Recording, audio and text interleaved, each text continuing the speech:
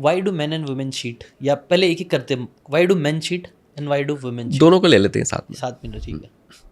Infidelity के मामले सबसे ज़्यादा बढ़ने की जो वजह है, सबसे पहला तो हार्मोनल मोटिवेशन है, ठीक है, कि हमारी हार्मोनल मोटिवेशन यानी कि हम पॉलीगेमी हैं। तो पॉलीगेमी हम हमेशा से थे, पर पहले एक्सपोजर नहीं था, पहले लोगों का एक्सेस ईजिली अवेलेबल नहीं था, ऐसे इतना स्कोप नहीं था लोगों के पास कि किसी से भी जाके मिल ली और बात कर ली और सब कुछ। अब वो दरवाजे सारे खुल गए हैं, तो अब हम संकोच नहीं करते, अब किसी को भी रीच आउट करते हैं, जो बोलना है बोल देते हैं। और सामने वाले को अगर थोड़ा सा भी इंटरेस्ट है तो वो भी हरी झंडी दे देता है और चीज़ें आगे बढ़ जाती है। तो ओवर एक्सपोजर ऑफ रिसोर्सेज जो है, या अपॉर्चुनिटी बहुत ज़्यादा है, या अवेलेबिलिटी ऑप्शंस की बहुत ज़्यादा है, इसकी वजह से इनफिडेलिटी के मामले बढ़ रहे हैं। दूसरा, हमारी इमोशनल हेल्थ अच्छी नहीं है, हम बहुत अप एंड डाउन में हैं, तो हम बहुत जल्दी नेगेटिव या बुरा फील करने लगते हैं। और वैसे में कोई भी इंसान अगर उस मोमेंट पे आकर थोड़ा सा आपको अपलिफ्ट कर दे तो हम उसको अपना कंपेनियन समझने लगते हैं। तो अपनी इमोशनल सिचुएशंस को कोप अप करने के लिए, टैकल करने के लिए ज़्यादातर लोग एक्स्ट्रा मैरिटल जैसी चीज़ों में पड़ जाते हैं। हालांकि मैं आपको एक मज़े की बात बता देता हूँ। अगर दुनिया में 10 शादियाँ हो रही है, भारत की बात करते हैं, 10 शादियाँ हो रही है और 10 शादियों में से 4 शादियाँ मान लीजिए फेल हो रही है।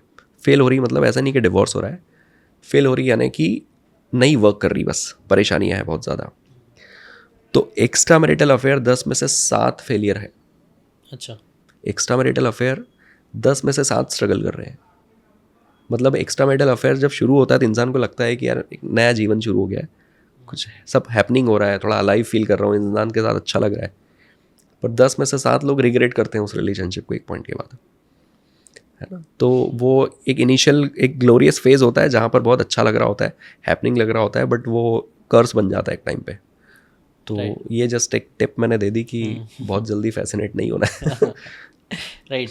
आई थिंक ये हर रिलेशनशिप में होता है ना, हम कोई भी न्यू रिलेशनशिप में आते हैं तो सब नया नया रहता है, सब ऊपर से अच्छा लग रहा था, हाँ, अच्छी obvious है। चीज़ें दिख रही होती है, बट जैसे ही हम लोगों के साथ ज़्यादा टाइम स्पेंड करना चालू करते हैं तब सारी चीज़ें दिखती, तब क्लियरली बोलते हैं ना दिखता है। कि we are intent to put our best foot forward, है ना। आप और मैं मिले हैं तो अभी हम एक दूसरे के लिए अच्छा ही करने की इच्छा रखेंगे। पर अगर आप और मैं रूममेट होंगे और अगर हम लोग हमेशा ही साथ में रहने लगे तो फिर हमारी कमियां, हमारी आदतें, हमारी दिक्कतें, मेरा जो डार्क साइड है वो सब आपको दिखेगा, आपका मुझे दिखेगा, तो फिर वहाँ कॉम्प्लेक्स और प्रॉब्लम्स आनी शुरू हो जाती है। राइट।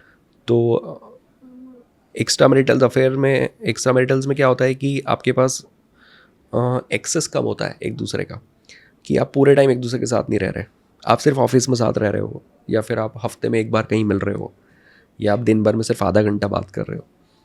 तो लोगों को लगता है कि वो व्यक्ति ज़्यादा अच्छा है, क्योंकि उतना एक्सपोजर नहीं है ना, तो उतनी देर वो रेपो मेंटेन की जा सकती है। बट अगर वो इंसान के साथ 24 घंटे रह रहे होते, इसलिए मैंने कहा कि वो अफेयर जब लंबा चलता है तो वो 10 में से 7 फेल हो जाते हैं। राइट। राइट।